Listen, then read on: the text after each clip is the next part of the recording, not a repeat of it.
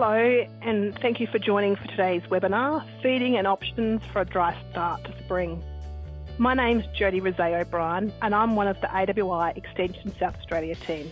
Today's webinar is supported by Australian Wool Innovation, the South Australian Sheep Industry Fund, the Department of Primary Industries and Regions, Farm Business Resilience Program, an initiative of Australian Government's Future Drought Fund, and the Government of South Australia, and Livestock SA.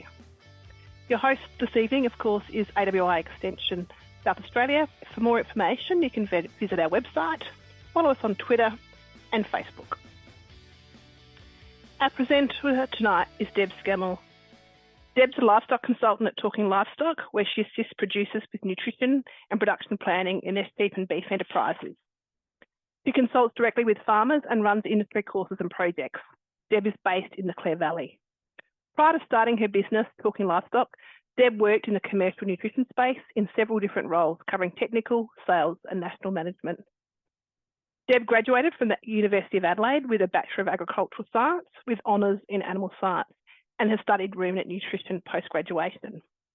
Tonight's webinar is being recorded and we'll upload that to the AWI Extension South Australia YouTube channel in the coming days.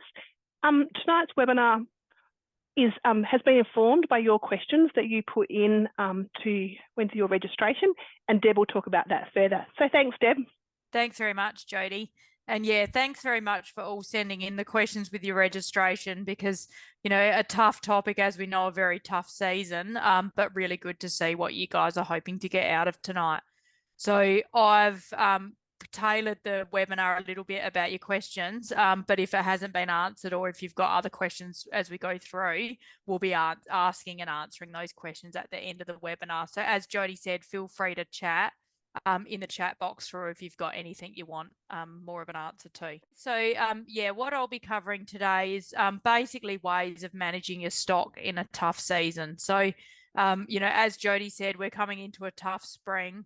I don't really need to tell you guys, you know, where we've got to and where we're heading, but I guess I've seen over the last sort of month, you know, a bit of hope for rain and, you know, feed to keep on going. But yeah, we're really getting to crunch time now as far as sort of making decisions with stock and whether they're going to end up on crops or whether we're going to be supplementary feeding for a long period of time. So that's what I'll be trying to touch on through tonight. Yeah, so we'll be covering basically who to keep and feed. So I'm going to talk first about who we actually is worth feeding, I guess, especially when we look at using things. So, you know, I'm seeing a lot of destocking around the state now and just want to touch on which of the animals we should be looking to get rid of. I'll also be talking about feed types. So, you know, obviously we're not too far off a bit of hay's being cut around the state this week. So, you know, feed types have been hard to access with a bit more sort of hopefully coming through in the next few weeks, but I'll talk about some alternative feeds and some other things we can look at sort of in dry times when fodder prices start to go up. We'll talk a little bit about targets. So, you know, through a dry year, always conscious of, you know, still getting some sort of performance and progeny on the ground the following season. So I'll talk about some things we can do to kind of help make that happen. And also just how much feed you need. So, you know, the age-old feed budget, which has been really tough. I feel like we've just finished feeding and then I'm doing substantial feed budgets again. So we'll talk a little bit about that too. So when we go through who we keep and feed, so I guess I'm seeing a lot of the traditional sort of culling where we're just taking off the oldest age group, which, you know, when we're getting rid of 5.5s, I don't really have a, you know, I think that's definitely worth doing. We've had a lot of early weaning, so those older ewes can sort of go a bit earlier and it's just taking the pressure off some of those paddocks or supplementary feeds.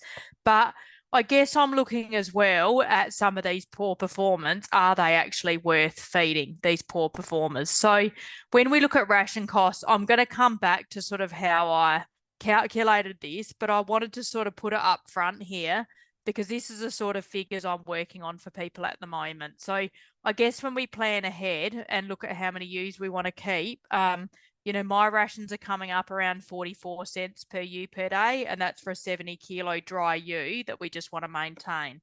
So that's not a ewe that's dropped to score 2 during lactation that we need to pick up for joining, but that's just a maintenance ration.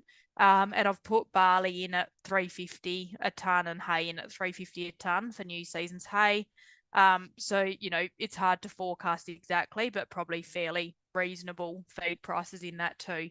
So that's working out at $13.20 a month, and $80 for 6 months of feed to keep that ewe. So I guess you want to keep that in the back of your mind when you're looking at your ewe flock and who you think you should actually be feeding. That, I'm looking at in areas where we don't have grazing potential over the next few months. It really is that $80 minimum for the next 6 months we're going to be looking at to carry those ewes through. So I guess I want to just encourage you guys to look at your ewes with a fine tooth comb. So, I guess I find in a good year we have a lot of ewes that sort of slip through that potentially shouldn't have been rejoined. So I guess one of the only positives I can see of a year like this is we could potentially, end up culling some of those ewes we possibly should in other years. And, my feeling is if we're going to spend good money to get these ewes through spring and summer, or, utilise some of the crops and things you're going to graze, they may as well be those ones that are going to give you a good result for the next couple of seasons. So they're the ewes I want still left in your flock. So, no problem with culling that oldest age group, but I think before you start taking out next age groups, I want to look at these ewes that are our high reproductive performers. So, I want to go through sort of the fit to join criteria, and I'll touch in a sec on a resource that MLA have developed. Andrew Whale from Victoria, a sheep vet, developed it after a MLA project, and it basically gives you a bit of a checklist prior to joining that you can kick ewes out on. So we're looking at things like udder conformation, any udder defects, any lumps or signs of mastitis. So with his resource, which you can just order a book from MLA or you can download it, it basically gives you a checklist that you're scoring a ewe, and then any, with the higher score are likely to be the first ones to cull. So that'll look at age, teeth, feet, udders, all of the things that mean we're likely to get high conception out of that ewe for the next few seasons. So I think just a really good thing to do after you've weaned your lambs to make sure any ewes that potentially should be culled every year are definitely out of the system this year. Then, I'm looking at ewes. So ideally we sort of wet and dry ewes at lamb marking. So, if you're scanning, often you've already culled off your dries, and, my advice often is to sell those if they're dry, because we basically just want to improve the reproductive performance by selecting the right animals each year and culling out anything that's not going to conceive. So I also then like when we wet and dry at lamb marking, that'll tell us whether a ew's been scanned pregnant but has lost a lamb. Which, this year we've had a lot of mismothering. We've had a lot of issues with mothering just because of the lambing conditions and the high quantities of supplementary feed. But my feeling is if you've had a ewe treated the same that's kept a lamb, and then you've had one lose a lamb, if we've got to choose out of those two ewes, I want to be keeping the ewe that's kept the lamb. So, you wouldn't always cull this hard in a normal season, but I think in a dry year, if we do have to get rid of ewes, the ones that have lambed and lost are the ones I don't want on the place. So if you haven't wet and dried at lamb marking, you've still got an opportunity around weaning where you'll still fill those that have an udder. And so, and once you've got EID in your ewes, I'd often just record each year those that have lambed and lost, because where we've got EID data, I'm sorting back with clients at the moment, and we're not only culling ones that have lambed and lost this year, but we might go back over the last 3 years, and any that have lambed and lost any time in the last 3 years, if we need to do a hard cull, they'll be the ones that are gone. So I guess we're trying to keep those higher performers, and they're the ones that I can see are worth feeding for 6 months to join up again next year. So, we want then, as I said, we want them to raise that lamb or multiple lambs. So, in some situations, we know that they've scanned multiples, and then we know by looking at their udder that they've at least raised one lamb. So, the multiple bearing ewes, I'm going to choose over the ones that have scanned as singles year after year. And without EID data, that's a really hard thing to do. So, often I find if people are culling just on condition score, especially post-weaning, you actually end up culling out a lot of your multiple bearing ewes because they've given everything to the lambs through lactation. So yeah, that's where having a bit more data means that we can keep those ewes that have scanned as multiples over the ones that have scanned as singles if we do have to make that choice as well. And the other thing is just good condition score. So, another thing that needs to be sorted by singles and twins, but I've really noticed this year within a single lambing mob and within a twin lambing mob, we've got those really good ewes that have had 2 great lambs, fed them the whole way through, and have still come up half a score than others in the mob. So realistically, those ones that manage to keep a good condition score in tough times and raise the multiple lambs, they're the ewes I want in the flock for the following year. So I think we're just looking through a bit of a checklist. And, depending on how many ewes you do want to cull over the next month or so, we can go through those things. So, firstly, I'd be doing that fit to join checklist. And then, I'd have that wet and dry data, and then I'd be looking through EID data for singles, multiples over the years, and a condition score on ewes if you had to get down to that point. So it really depends on how much of your flock you're looking to cull out this year and how many you really think you can carry over that summer, autumn period that we've still got in front of us. So, I guess what I'm saying is ewes going back in containment, sacrifice paddocks. There's some places that realistically we've run out of feed already, and it, it's very scary to think we're only in mid-September. So, I feel like every time you load up the grain feeding cart, you open the gate, we're driving in here to feed these ewes, I really want you to think out of that mob who's worth feeding. So, if they've been dry 2 out of 3 years, if they've lost a lamb 2 out of 3 years, in my mind, they're not the ones worth feeding. So I guess I want you to look at your ewe flock a little differently to what you would in a standard year where we've got plenty of feed in front of us. Having that checklist in your head, I think most people are looking at just reducing excess use, so it's just making sure we're getting rid of the right ones. And I kind of see over the next seasons going forward, that's only going to be a benefit to our fertility and conception and things if we keep the right group of ewes rather than panicking and getting rid of age groups. So the resource I mentioned, so Fit to Join, it was an MLA PDS project in Victoria, and Andrew Wales developed this resource out of it. So as I said, we'll put the link at the end, and it will be on the AWI Extension website, that you can basically just download that and go through that checklist if you're looking at whether your ewes are fit to join next year. And I think realistically, getting rid of mutton is relatively critical sooner rather than later, because as we've seen already, prices are starting to drop, and trying to get them booked into abattoirs is starting to get tough already. So, what's in the paddock is very varied around the state. So, I've spent a fair bit of the last few weeks doing what it feels like laps around the state, and I feel like everyone's in a slightly different situation. So, I guess there's areas north that have lost a fair bit of feed early, just had no growth at all. I've found realistically the weaner grazing plans I've done on most places where, I thought I was being conservative, assuming we'd have, say, 15 kilos per hectare of feed growth in a cereal paddock. Generally in spring, we're going to be getting somewhere between 40 and 70 in a standard year, depending on where you are. But realistically, most feed paddocks have grown at absolutely nothing per hectare. So, as we've seen, those animals have really got on top of those paddocks quite quickly.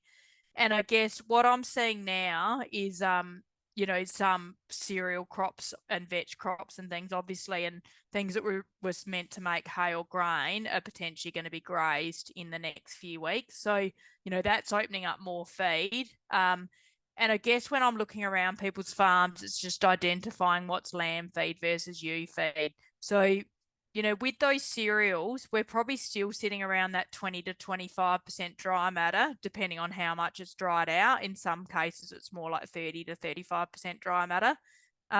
So it's starting to get to that sort of harder stage.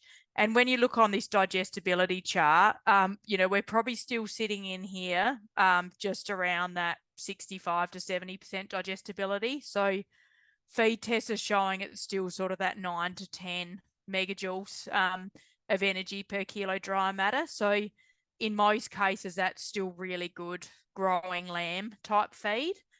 So I've been utilising that more for weaners. You know, ewe hoggets and things can go in there if you don't have lambs to put on that sort of feed. But yeah, probably very good for ewes if they need to gain condition prior to joining, but otherwise probably quite good lamb feed. And then, you know, perennial pastures that have had a bit of rainfall on them, I've feed tested a few of those the last few weeks. So we're up around 25% dry matter at those. And most of those are still sitting in here. So we're still sitting around that 10 megajoules of energy. With this digestibility chart, so, you know, we're in that mid-flowering, I guess, sort of range with the feeds I've just talked about. Anything that's got a legume base is at the top of the chart, where your cereals and grasses and things are often lower digestibility. So, you know, I guess what I've seen around the place is if we've had brilliant clover and medic sort of germination, but a lot of the dry areas, it's sort of just sitting there with not a heap of bulk to really give us what we'd normally get out of that. So, you know, if in areas, I definitely have seen some areas with good clover legume type pastures, and they still will be up around that 10 meg per kilo dry matter or higher. You know, the unfortunate thing I've seen in sort of native grasses, hills feeds in any of the drier areas, some of the northern feed, you know, barley grass again's popped its head up, and feed tests have really shown we're right down here with some of those feeds. So a lot of your hills feed that's dried out, we're actually already sitting around that 6 to 7 megajoules of energy. So we're sort of right down here in quality. So, you know, I'm looking at that probably more like ewe feed, some of those drier paddocks, because we just can't get the protein and energy we need to get those lambs to keep growing. So, you know, I guess I'm seeing where people have got cereal sown feed that's still going, lambs are looking really fresh. And then once we jump over this, you know, past mid-flowering onwards and it's starting to dry off, we're really losing growth rate and the lambs are losing a lot of freshness. So I'll talk about that a little bit and things we can do there.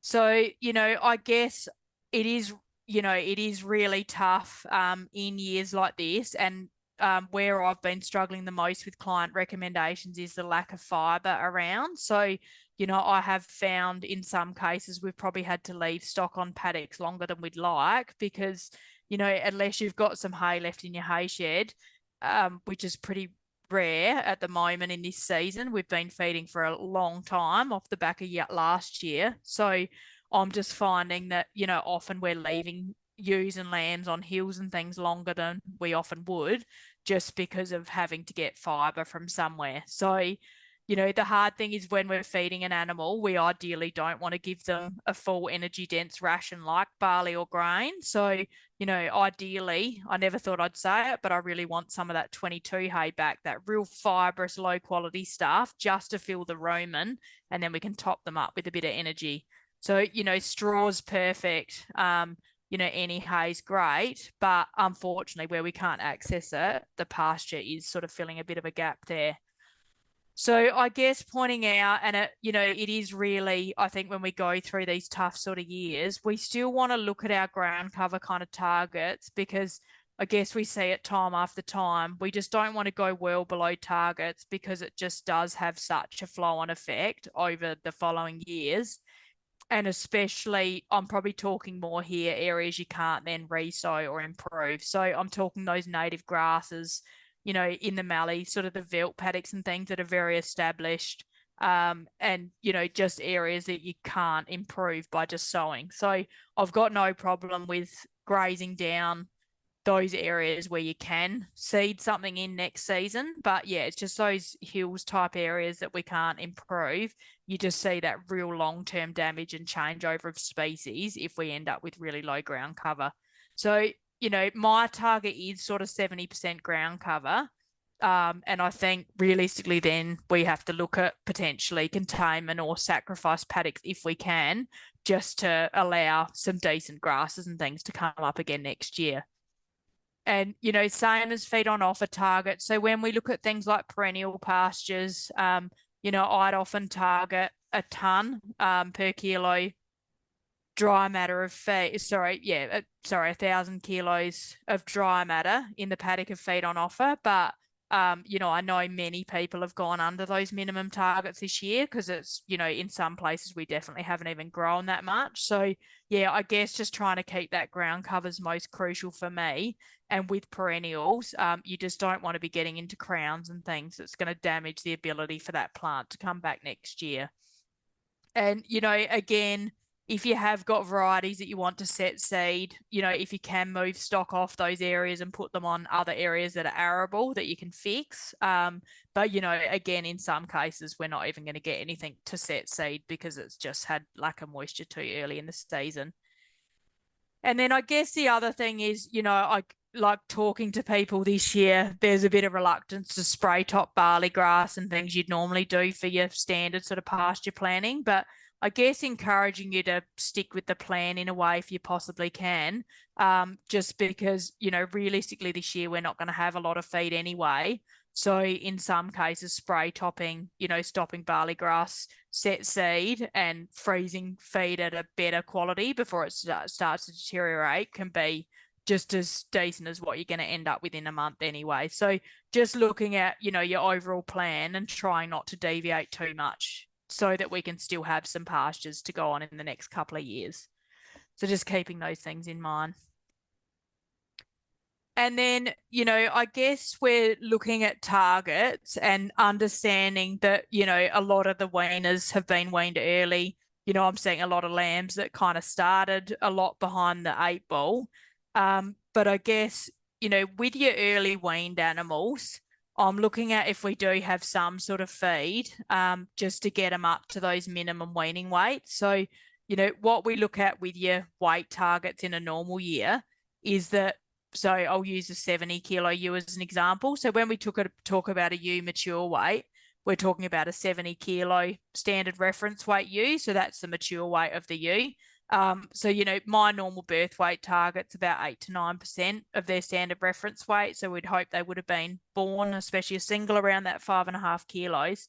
So, you know, in a normal year, I'd be trying to get them to that 31.5 kilos at weaning. This year, what we've seen is we've basically early weaned and then we're feeding them up relatively well till they hit that minimum target. And then they're kind of out of that mortality risk period. And then if we don't have the feed, obviously they can be sold off. But also we can let them tick along slowly, class as animal through to joining. So I guess what I find in a normal year where we've got plenty of weaner feed, ewe lambs and wether lambs might run together when we're looking at a merino enterprise or self-replacing ewe enterprise. So, you know, this year, I guess pointing out that within your lambs, you've got these two classes of animals. So you've got your ewe lamb for a standard joining. So we'll get them to go to that weaning weight. And then after that, you actually only need them to grow at 50 grams per day if they're going to be joined as a ewe hogget, because you've got so long to get them up to weight. So I don't want them going backwards, but I think realistically, I'm trying to draft ewe lambs and wether lambs as two separate mobs, because the ewe lambs, we can tick along slowly at that 50 grams a day if they're going to be self-replacing. And your wether lambs, you know, I would ideally target 300 grams a day. But if we don't have the feed, we just need them moving along a bit quicker than those ewe lambs until we can get them off the place. So, yeah, I'd prefer if we've only got a little bit of high quality weaning feed, to just get those wether lambs on it, because once we get them to a reasonable weight, we can then sell them off the place or put them in a feedlot or whatever our normal plans are. So, you know, I guess the other thing I see is a lot of people I've got that'll normally feedlot, you know, we're treating all these wether lambs as one group. So we've got this whole pen of wether lambs in here, you know, especially people that aren't utilising data or EID. You know, within them, you've got 10% of them that are going to grow slowly, so they're going to be kicking around at that 80 to 100 grams a day, while some of their brothers are going to be doing 350 grams a day. And then, you know, you're going to poke them into the feedlot. They'll be the lighter ones. They'll be still ticking along slowly. And, you know, I find when you look at some individual data, you'll have those lambs that have just sat in the feedlot for 4 or 5 months. So, you know, they miss the tops. They end up getting pushed back a pen. They go through again. They get pushed back a pen. And it's only when you look at the end of the year that you realize how much money and feed and time you've put into those lambs. So, you know, this year when I look at not having the feed available, you know, if you do have some individual animal data, or if you've got EID tags in, just encouraging people to do one weight, you know, sometime after weaning or at weaning. And then, you know, if you can do another weight 4 to 6 weeks after, we can actually sort those lambs in the faster growing ones and the slower growing ones. And then if we don't want to be feeding 2,000 lambs, we only want to be feeding 1,500, I want to sell the 500 slowest growing. So we don't want to just feed all the small ones, because they're probably your twin born lambs and they still could have very fast growth, but they could be born late and they could have just been a twin. So they're always going to start their life a bit behind the others. So we want to sort of sort them on weight gain, not the actual physical weight they are during one weigh. And then, you know, also, I guess I see in a normal year, you know, we'll hold quite a lot of ewe lambs through, and then we'll eventually choose our replacements, you know, sometimes after their first shearing or once they're over a year of age. So, you know, I guess this year when feed's a premium, it's costing us a lot to keep these animals and feed them, you know, looking at potentially culling out some of your ewe lambs earlier. So same, you can cull some of them on growth rate. You can look at some characteristics that you're not looking for in your replacements and just take a small portion off them a bit earlier than you might, will just relieve some of that pressure of mouths that you need to feed. So, you know, I'll just switch back to the ewes. So, you know, I guess in a normal year, I'd put this sort of slide up to try and discourage people from doing this really late weaning. So you can see here a late weaning is sort of that 20 weeks of age, and will only give a ewe 11 weeks recovery time before their next joining. You know, a standard system I'd normally recommend is to wean at 14 weeks of age from the start of lambing. And that works well with sort of a 6-week join, because you don't have, you know, your youngest then at 8 weeks of age. And that'll give a ewe 17 weeks recovery time. But yeah, what I've seen this year is, you know, we've had a lot of early weaning. You know, hopefully no one's weaned too much later than 14 weeks, because I've just found the ewes have had a fairly tough run on most places through lambing and lactation. A lot of people are sort of probably half a score behind their standard kind of condition score targets at the end of lactation. So what we're seeing is 17 weeks is potentially just enough time for that recovery with normal feed. But, you know, when we're seeing this tough spring in front of us, I think there's going to be a lot of ewes that come through to joining just well behind condition score targets. So, you know, keeping in mind in a standard weaning, we've got that 17 weeks, but if we're half a score behind where we normally are, we need to really focus on where we want those ewes to be at joining. And, you know, not giving you a set score you need to be at joining, because I know there's some people that aren't sure if they'll put rams out or if they'll delay putting rams out, or whether they're not as fussed about conception. But I guess the key message is there that if you want a standard conception result to set you up for some lambs next season, we need to be looking at where the ewes are sitting now. And then, as I said, you know, this picture here, I've just found there's some fat ewes that have still gone well. You know, they potentially have raised still a lamb, but they've just gone a lot better through that pregnancy lactation. And then we've got these real skinny girls that are going to let us down. So realistically, you know, if you have weaned your lambs, you know, I've been doing a lot of it at weaning, drafting the skinnier ewes off and just feeding them that bit extra so they can pick up to whatever our joining target is. But even if you haven't done it at weaning and all your ewes are out together, just encourage you that if you do have that 10, 20% tail, that you're not getting rid of, that if you can just put a little bit more into them, it may mean that you can give the rest of them just a maintenance diet and still sort of achieve the result you want overall. Deb, I might just stop you there. Questions come in. Would you cull ewes for being too light? E.g., a ewe below a score 2, 2.5, still to conceive next season? Yeah, no. So I actually wouldn't, and that's sort of goes back to the benefit of data. Like often when a ewe is light, they've produced 2 good lambs for you. And often when we just cull on condition score after they've lambed, we end up just culling out our best reproductive animals. So, you know, when we have full EID data, it'd be great because I'd look that ewe up. You know, if they'd lost a lamb or had only raised one, I potentially would look at them with different eyes. But generally now, the ewes I've seen that have dropped condition have produced quite good lambs for you, twins or triplets. So yeah, I guess that slide sort of answers it. I would be more likely to draft them in a skinny mob. I've got mobs of these everywhere around the state at the moment. We're giving them better nutrition for sort of 4 to 6 weeks. And, you know, if they didn't pick up and we knew we were going to be well behind the 8 ball, no fuss at all to cull them at that point. But I think we need to give them the opportunity to pick back up. You know, in an ideal world, like, you know, my standard joining target is more towards score 4 at joining. And it's because of this data that's come out of Lifetime Wool when we look at merino ewes. So you've basically got this blue line, which is your single bearing ewes. And yeah, we've basically got the probability of them conceiving each of those things. And then we've got on the right, your actual reproductive rate. So you can see if you're at score 2 at joining, you're only going to be conceiving sort of 100. So that's a single per ewe, or you have a few with twins because you'll have obviously got quite a few dries too. So this is your dry line here. So, you know, ideally I like to join between 3 and 4. Where we want a lot of lambs on the ground, we'll often join at 4 because that's where we're getting our potential. So you can see there you're getting sort of 140 to 150 fetuses per 100 ewes, where, you know, at 2 we're down more like 100.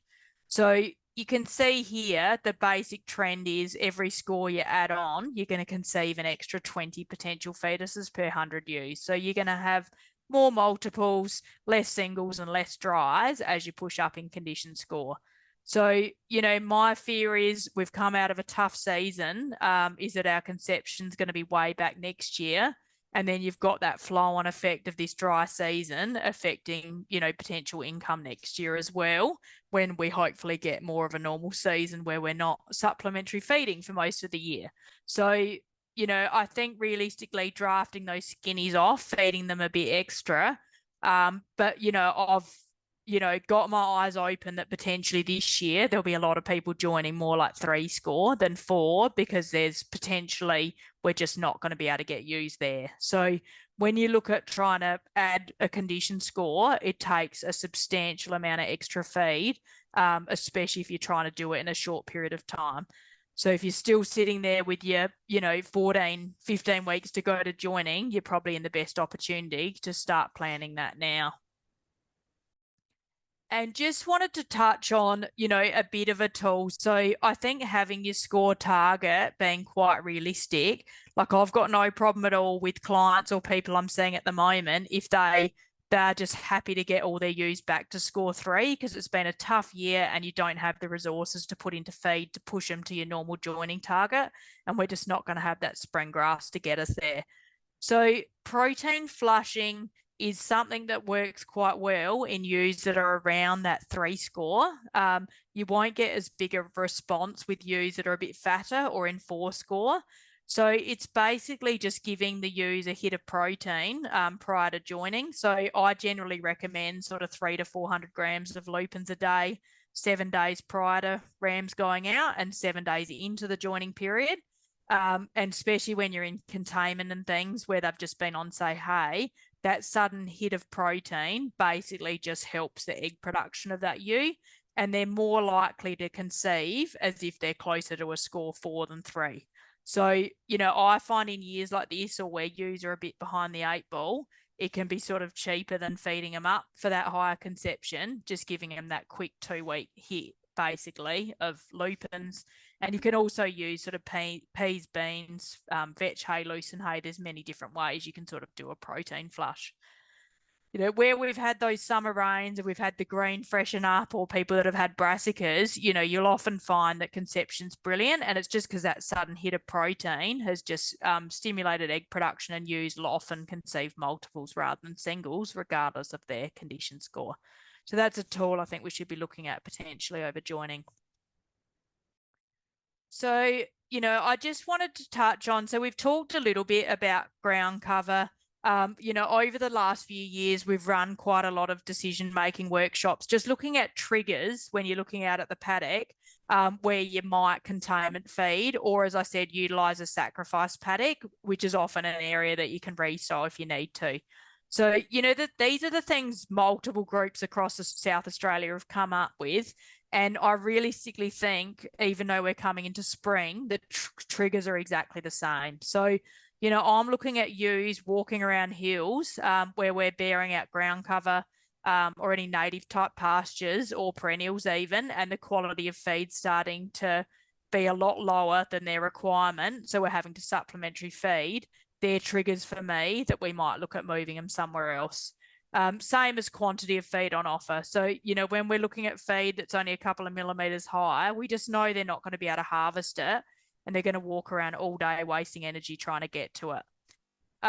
Also, just the seasonal forecast. So, I guess that came from when we look at containment feeding in autumn, we look at, whether we're going to have an early break. But, I think realistically now we're sort of getting into spring. Rain will delay some of these decisions by a little bit of time, but it's not really going to put off the inevitable. So, looking at, we are coming into summer and then autumn. And I'm sort of looking at some of these native paddocks. The cover we've got on them now is going to be all we've got, or potentially worse when we come into lambing next year. So you need to look at those things as a trigger to move them on.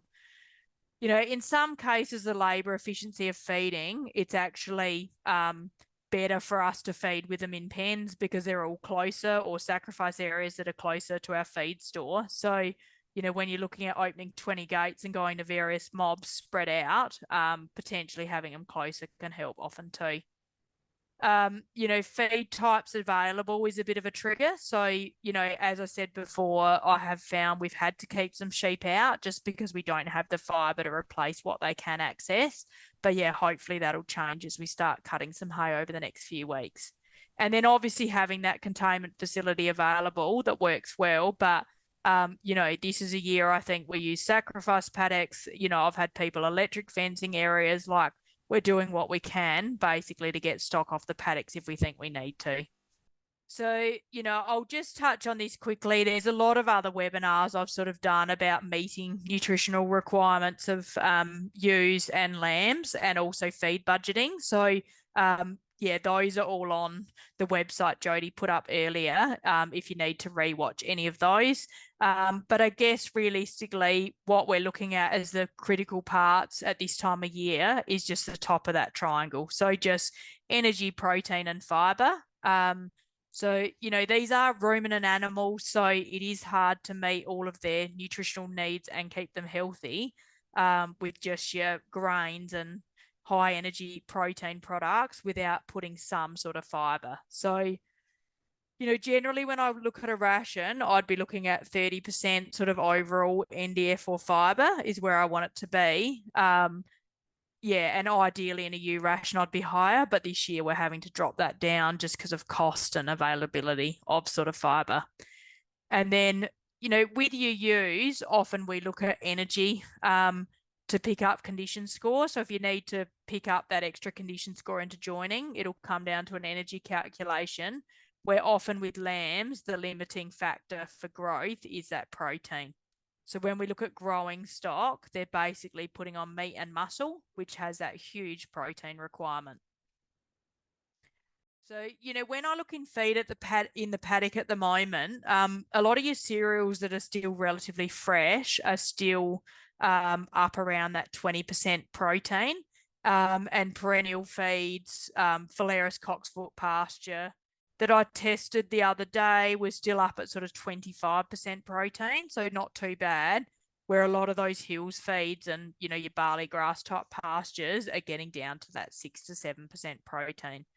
So as you can see, when we look at growth rate of a lamb, you know, looking at those sort of where the lambs that we want that 150 grams a day, which is this yellow line, we're really needing that protein, you know, 13, 14, 15%. And, you know, when I look at the lighter lambs that we've still got on some places, so, you know, a 20 kilo lamb, I'm going to want 16, 17% protein even in that ration. So, you know, depending on your feed type, we could be restricting growth rate a lot with protein. So, you know, that's where we're stuck because, you know, I'm finding a lot of people still have some barley on hand, but getting some legumes or protein to boost it is really tricky. So, you know, looking at protein sources, I guess I find that, you know, I guess we are sort of creatures of habit. Like I've got people that will just buy lupins every year. But I guess pointing out there's some really good alternatives. And, you know, part of my job, I guess, is just working out for people what the best cost of protein is. And, you know, when I do feedlot rations and things, we're constantly running these equations on what the least cost source of protein is. So even if you've always used lupins, I love them. They've got low starch, they're really good energy, they're great protein, you know, they're safe, they've got a bit of fiber. But, you know, peas are still a really good fit. So you'll have a little bit more starch, but still pretty reasonable protein at 24%, and same as your beans. And then, you know, this year there's things like canola meal that's potentially a bit more available when we're looking at growing out young lambs. It's a bypass protein.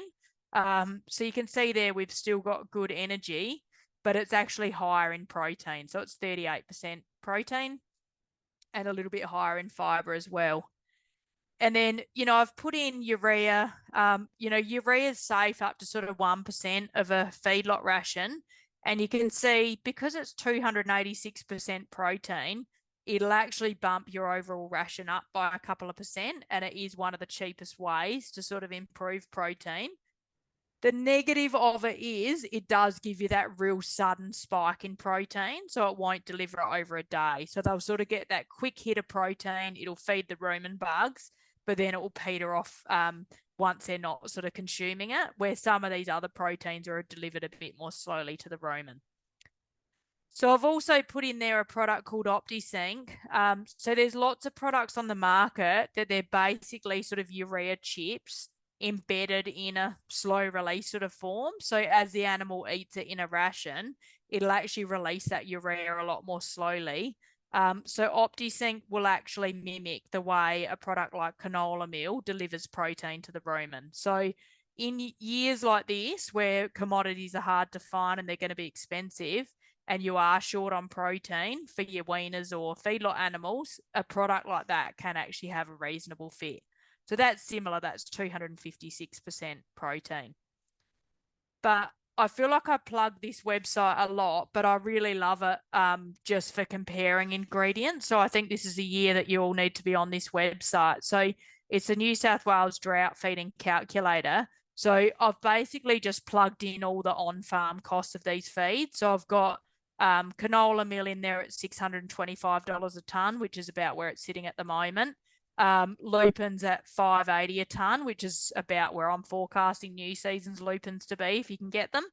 And then this OptiSync's $4,850 a tonne. But obviously, because it's so high in protein, you're using a whole lot less of it. So what this website does is it actually works all of the ingredients back to $1 cost per kilos of protein. And you can also do the same for your energy products for use, and then you can look at that cost of in cents per megajoule. So it's a really good way to compare different ingredients. So when we look at dollars per kilo of protein, you can see that canola meal at $6.25 has come out a lot cheaper. So that's $1.75 per kilo protein. Your lupins are just over $2, and your OptiSync's $1.91. So if you're purely chasing the cheaper ingredient and all you need is protein, that's the figure I'd be looking at, and that's the best website for you to compare your own ingredients. So I sort of wanted to put this up because I feel like every time it's dry, we have all these alternative feed types that people look at. So, I guess in general, my advice is just to look at dry matter content. So when we look at dry matter content, this column here for feeds, basically the rest of the feed is just water. So, I guess a lot of this stuff that comes out of the riverland, so we've got the carrot pulp, the citrus pulp, a lot of potatoes are fed through there.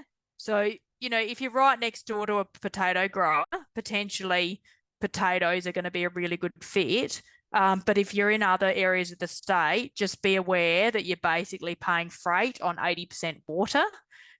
So, this energy and protein we're looking at is only in that dry matter content, which is under 20% of the overall product. So you've got to look at the overall cost per unit of energy and protein you're getting. And that's where that website will help you sort out what the best products are. And, probably one of the years I'm looking a bit more closely at Great Mark because, it's around that 55% dry matter. So we've still got 45% water, but you can get 9 to 10 megajoules. So I guess per kilo you're buying as fed, you're getting sort of that 4 to 5 megajoules of energy in it. It's still got reasonable protein and it's helping us a bit with that fiber shortage. So, for dry use, that's a reasonable option and it's coming out at sort of $10 a tonne at the moment, but you've just got to pay freight, obviously, to where you are.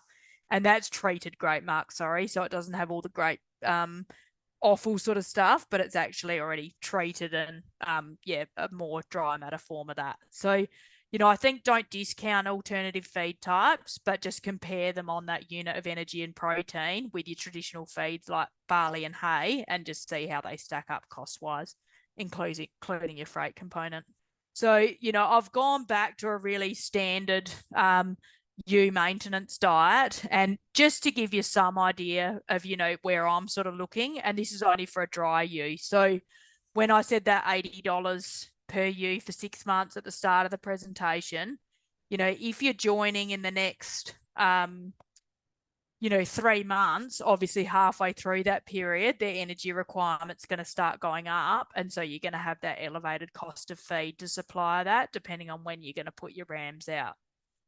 So, purely looking at lifetime ewe energy tables, you can access sort of energy tables in various places, but, a 70 kilo ewe needs about 11 megs of energy to maintain. So, I'm going to be able to meet that with sort of a kilo of hay, which will deliver about 8 megajoules. And, encouraging you to feed test your hay. So I use Feed Test in Victoria. I think their website's feedtest.com.au. It's around $60 for a feed test, and that'll tell you exactly what energy your hay is. And fiber and other things, and then we can work out what the shortfall of energy is. So, in this case, we're just needing 250 grams of barley, which is going to give us 3 megs of energy, and that's going to maintain that ewe. But if you use in condition score 2 and we want them at 3, I'm going to be giving them more like 500 grams of barley because we're going to need that extra 3 meg to pick up condition. And that's where we're getting that 44 cents per ewe per day, and that's excluding labour or anything else you need to handle that feed. So, over ewes, that's going to be a tonne of hay a day, plus 250 kilos of barley. And per month, that's 30 tonne of hay plus 7.5 tonne of barley. So, that's how we pull it through to a feed budget to work out what we need to buy. So I guess just a quick question and more something to ponder, what are you willing to spend this year to feed a ewe? And I guess prompting you to sort of plan ahead, just to work out, if you only want to spend a certain amount of money, we almost need to work back the opposite way and work out whether we can feed 300, 500, 700 or 1,000 ewes. What is that number? So I'll just go through, there's a calculator that'll be available soon that was developed as part of a containment feeding SA Drought Hub project that's just finishing up. And Cam Nicholson had a huge role in this from Southern Farming Systems in Victoria. But what we're doing is basically putting in, and you can do all of this yourself, but this calculator is quite handy. So I've just plugged in that we're going to feed for 150 days. We've basically got, you can plug in all your own figures. So this is what I've come up with, but you can definitely put your own figures into this. So, the containment related infrastructure we've built here was $2,500. We've put in infrastructure life of 8 years. So that'll calculate that out over 8 years. I put in 0 additional cost of labour, but if it's costing you more labour to feed in pens and out in paddocks, you'd put a cost in there. Animal health additional could be sort of supplements and things like calcium to go with the amount of barley you're feeding. There might be other costs of having them on supplementary feed. And then, we're looking at opportunity costs if the animals are sold. So obviously if you sell all you use and put the money in a bank, you might get your 6%. So you can plug in that figure. And your estimated value of the livestock if sold today. So, this is probably decreasing quite quickly. So I've put it in at $75 and then we've put in the cost to purchase, basically replacement ewes at the end of anticipated feeding period. So, you could put whatever number you think in there. You might all be thinking that's a bit high, but, once you carry them through the hard times, prices always lift. So you can put in your own number there too. So at $200 a head, what this will do, so I've just put in a ration for 1,000 ewes, so that's working on $4,725 per 10-day period for those 1,000 ewes. And then we look at, if we sold all those ewes today, it'd be 75,000. It's going to cost us 101,000 to feed for the 150 days. And that's the ration cost. The rest of it's in that infrastructure and labour and animal health costs. And then we look at, if we retained and feed against selling, that's the additional income. And that's on that $200 buyback.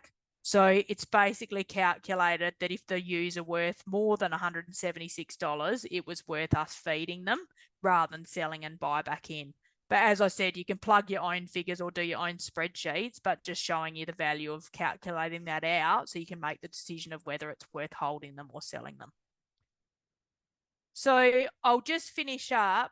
So I guess the key messages here, and I've covered a fair bit of ground, but I just really want you to encourage you, if you are going to cull numbers, just keep and feed the right ewes. So don't just grab them in and start selling your 4.5s or 2.5s or ewe lambs. Think of the ones that are actually going to make you money when you get back on your feet and we have some decent grass to feed ewes on again. And I guess just prompting you to set a realistic joining target. So I've got no problems if you don't hit 4 this year. I don't mind if you want to join at 2.75, but just look at a realistic target that you can hit, but also gives you a chance of success and some lambs next year. Determining the best value feeds and looking at alternatives if they're available. So, there are maybe some of those things that'll fit, that'll still meet your needs, that might save you a bit of money. And I guess, just a few things like making a decision and setting up a plan is encouraged. So, we always say with decisions, just make your decision with the information you have now and don't look back. So, don't think I should have sold these ewes 2 weeks ago or I should have waited because hay's now $20 a tonne cheaper. Just do what you need to do and don't overthink what might change in the future, I guess. And yeah, I guess just a final thing, this season is very hard for everyone. I hope it's one of the toughest ones we're going to go through with livestock. So, the importance of really looking after yourselves first and foremost. So, I think for some people that I'm seeing people really mentally tired of feeding. For some, the best decision is going to be destock all ewes and buy back in, even if it's not the financial decision to make. So, do what you need to do to look after yourself during this hard season, basically. Yep. Thanks, Deb. Just a few of those resources that Deb talked about today in the webinar. But I'd just like to remind people there is support available, as Deb said, looking after yourself. Rural Aid, Beyond Blue and Lifeline are available. Should you need them, please reach out to those services. Deb talked about a number of resources and I've added a couple in there too. Great resource, Feeding Sheep in Dry Times, the Fit to Join that Deb talked about. When we talk about making sure those use a Fit to Join. The Visual Sheep Scores book is a great resource. Of course, we've got feed budget tables and the drought feeding calculator from New South Wales DPI that Deb talked about. I have copies of most of those resources. Please reach out to me if you can't find them to download them.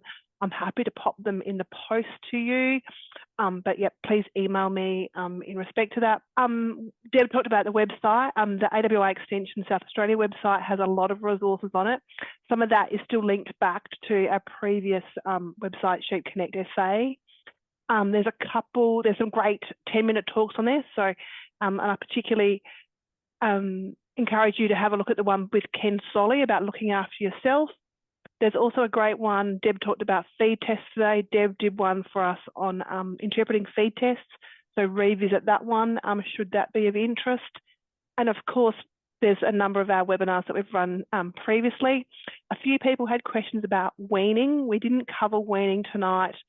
There was a webinar that we ran about early weaning Deb reminded me, a few months ago. So please revisit that if you haven't weaned.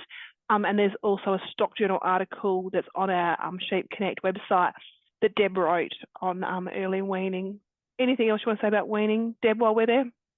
No, I think one of the questions that was asked was just the energy saving if you are weaning versus feeding ewe. So yeah, it's probably, it's 20 to 25%. It's probably the respected figure that you're saving by basically feeding a weaner direct rather than via the ewe. So, that's why this year where feed's been tight, it's been better just to pull those weaners off.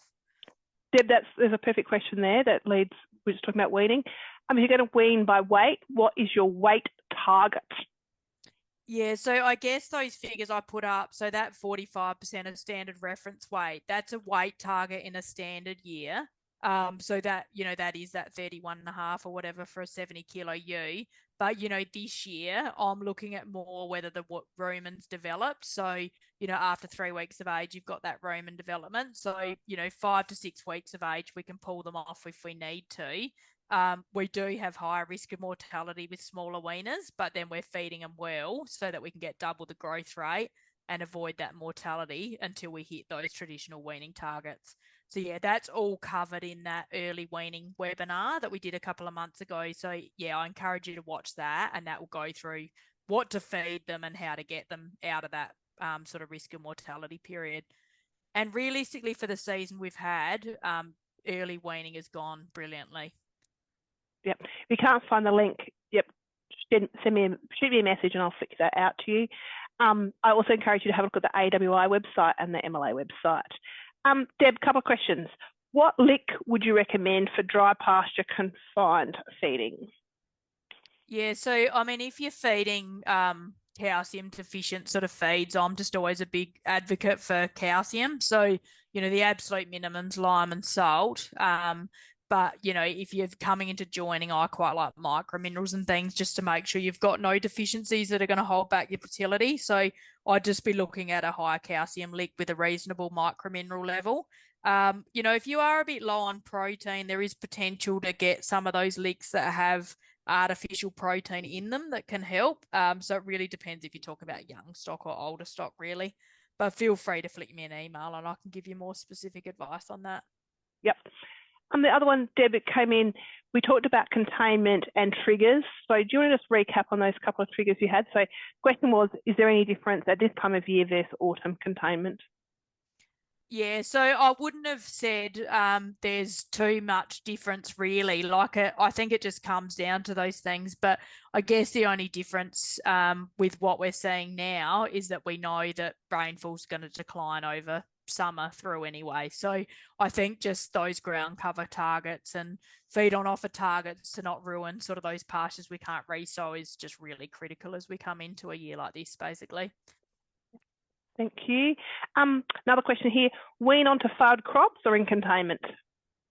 I think we covered that a bit in our containment. Yeah, so it really depends on the quality of those crops. So if you're still sitting at that, fresh looking crop, hasn't gone, so it started flowering but hasn't gone too much further, those failed crops are pretty good for weaners. So, we're still high protein, even at 9 meg, we're still really good energy level. And especially those lighter weaners, I don't love throwing them straight in for a long period of time. So, ideally I'd get them up to 35 kilos or whatever before they go into more of a feedlot scenario. But if you've got no option, I just do a more fibrous sort of ration for those lighter lambs and hold them in a sort of containment pen, not on a full pumping sort of feedlot ration. Yep, excellent. Thank you for joining today's webinar, and thank you to Deb for sharing your insight and expertise. Thank you for your time and have a wonderful day.